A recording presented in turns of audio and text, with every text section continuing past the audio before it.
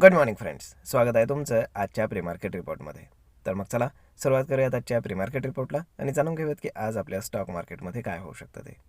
त्याआधी तुम्ही जर चॅनलवरती नवीन असाल तर चॅनलला सबस्क्राईब करायला विसरू नका आणि डिस्क्रिप्शनमध्ये लिंक आहे त्यावरती क्लिक करून तुमचं डीमॅट अकाउंट देखील ओपन करायला विसरू नका. तर मग चला सुरुवात करूयात आजच्या व्हिडिओला. मित्रांनो, जर आपण काल रात्री US मार्केट जर पाहिलं तर US मार्केट हे खाली जाऊन पुन्हा वर आलेलं आहे. म्हणजेच रेडमध्ये ट्रेड करून पुन्हा ग्रीनमध्ये येऊन ते क्लोज झालेलं आहे आणि तिथले जे फ्युचर्स आहेत तर ते सुद्धा ग्रीनमध्ये ट्रेड करत आहेत. म्हणजेच काय, मोर ओव्हर जे काही युरोपियन मार्केट्स आहेत, एशियन मार्केट्स आहेत, mostly flat with the positive bias अशा पद्धतीने ट्रेड चालू आहे. तर आता US मार्केट ग्रीनमध्ये क्लोज होण्यामागे एक रिझन आहे. ते म्हणजे असं की काल USमध्ये त्यांचा जो काही जॉब्स डेटा आहे तो आलेला आहे आणि तो वर्स दॅन एक्सपेक्टेड आलेला आहे. म्हणजे एक्सपेक्टेशनपेक्षा खराब आला आहे. मग आता तसं पाहिलं तर इकॉनॉमीसाठी ती गोष्ट चांगली नाही आहे. तरीही मार्केट तिथे वर का गेलेलं आहे, तर जर जॉब्स डेटा जो खराब आला आहे त्यामुळे रेट कटची एक्सपेक्टेशन खूप जास्त वाढलेली आहे. म्हणजेच काय की या डिसेंबरच्या फर्स्ट वीकमध्ये जे काही, आता सेकंड वीकमध्ये जे काही मीटिंग आहे फेडची, तर त्याच्यामध्ये रेट कट होण्याची प्रोबॅबिलिटी जी आहे ती खूप हायर झालेली आहे आणि त्यामुळे तिथे मार्केट ग्रीनमध्ये क्लोज झालेलं आहे. ती गोष्ट फॅक्टर इन करायचं काम चालू आहे.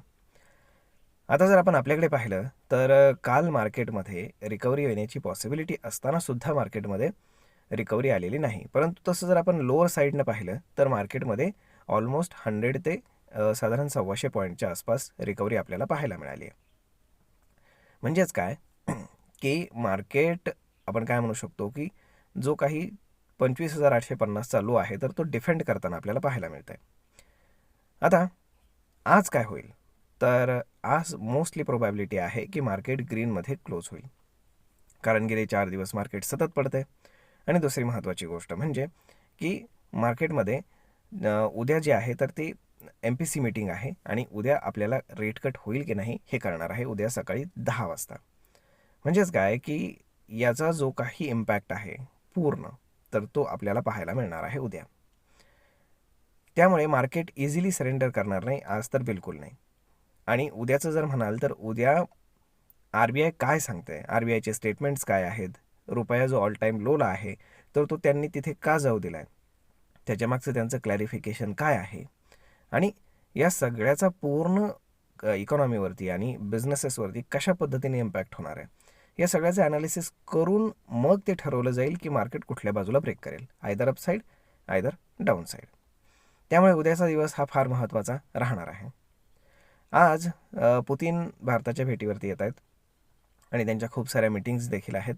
मग त्यामुळे ते काय स्टेटमेंट करतात किंवा काय नवीन निघून येतं आहे मार्केटमधनं बाहेर, तर ते पाहणं फार जास्त गरजेचं आहे. जर आपण FIS DIचा डेटा पाहिला तर FISनं अगेन सेलिंग केलेलं आहे साधारण 3,500 कोटींच्या आसपास आणि DIजनं 4,500 कोटींच्या आसपास बाईंग केलेलं आपल्याला पाहायला मिळतं. परंतु काल मार्केटवरती प्रेशर राहण्याचं कारण म्हणजेच रुपया 90 ब्रेक करून वरती गेलेला होता, म्हणजेच लूज झालेला होता. त्यामुळे ही गोष्ट काही फार चांगली नाही आहे. तर आता RBI इंटरव्हेन्शन करत नाही हे सरळ सरळ दिसतं आहे, परंतु ते का करत नाहीत त्याचं रिझन उद्या समजेल.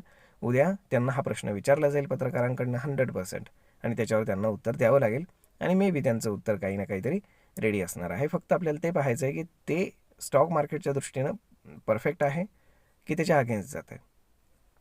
आता जे काही RBI आहे तर त्यांच्याकडे खूप सारे ऑप्शन्स आहेत. म्हणजे ते CRR कट करू शकतात किंवा मग रेपो रेटमध्ये कट करू शकतात, वॉट एव्हर, म्हणजे जे त्यांना फेवरेबल आहे किंवा इकॉनॉमीसाठी चांगलं आहे अशी कुठलीही गोष्ट ते करू शकतील. तर होप सो सगळं काही व्यवस्थित व्हावं. आता आपण जर US पाहिलं तर आज म्हणजे शुक्रवारी उद्या रात्री तिथे बरेच डेटा येणार आहेत जे मध्यंतरी पेंडिंग होते. तर ते डेटाज फार महत्त्वाचे ठरणार आहेत येणाऱ्या MPC मीटिंगमध्ये त्यांच्या जे काही रेट कट होणार आहेत की नाही ते ठरवण्यासाठी. परंतु एक जो जॉब्स डेटा आलेला आहे काल रात्री तो तर फेवरेबल आहे रेट कटच्या हिशोबानं. तर होप सो पाहूयात काय होतं ते. परंतु कालचा लो जो आहे तर तो खूप जास्त महत्त्वाचा आहे. जर कालचा लो मार्केटनं ब्रेक केला आज तर मार्केट अजून खाली जाण्याची पॉसिबिलिटी नाकारता येत नाही, परंतु त्याची शक्यता कमी आहे. आणि जर आपण म्हटलं तर एक इनसाईड कॅन्डल बनू शकते, जो कालचा हाय आहे त्याच्याही खाली मार्केट राहील आणि कालचा जो लो आहे तर त्याच्याही वर राहील आणि एक इनसाईड कॅन्डल बनेल आणि उद्या एक डिसिजन मेकिंग कॅन्डल बनू शकते. आयदर डाऊन साईडला जर ब्रेक केलं तर मग एक मोठा फॉल आपल्याला पाहायला मिळू शकतो, आणि आयदर जर अपसाईडला ब्रेक केलं तर खूप हायली चान्सेस आहेत की यावेळेस मार्केट ऑल टाईम हाय ब्रेक करून वरच्या बाजूला क्लोज करू शकतं. तर होप सो पाहूयात की RBI नक्की काय डिसिजन घेतं आहे, RBIचं स्टेटमेंट काय येते त्याला फार जास्त महत्त्व राहणार आहे. जर आता आपण बाकीच्या गोष्टी जर पाहिल्या तर जगातला सिनेरिओ पॉझिटिव्ह आहे, परंतु आपल्याकडला कन्फ्युजिंग आहे, अशी पद्धत आहे. तर होप सो पाहूयात काय होतं.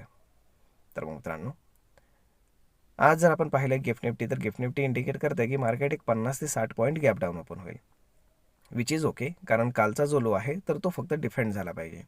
आणि जर कालचा लो सकाळ सकाळच जर ब्रेक झाला फर्स्ट हाफमध्ये तर मग वर येण्याचे चान्सेस नाहीत, हे लक्षात ठेवा. पाहूयात काय होते ते. तर मग मित्रांनो, हा व्हिडिओ, ही माहिती तुम्हाला कशी वाटली हे तुम्ही आम्हाला कमेंट करून नक्कीच सांगा. आणि जर आवडली असेल तर आपल्या जवळच्या मित्रमंडळींसोबत देखील हा व्हिडिओ तुम्ही शेअर करायला विसरू नका. धन्यवाद.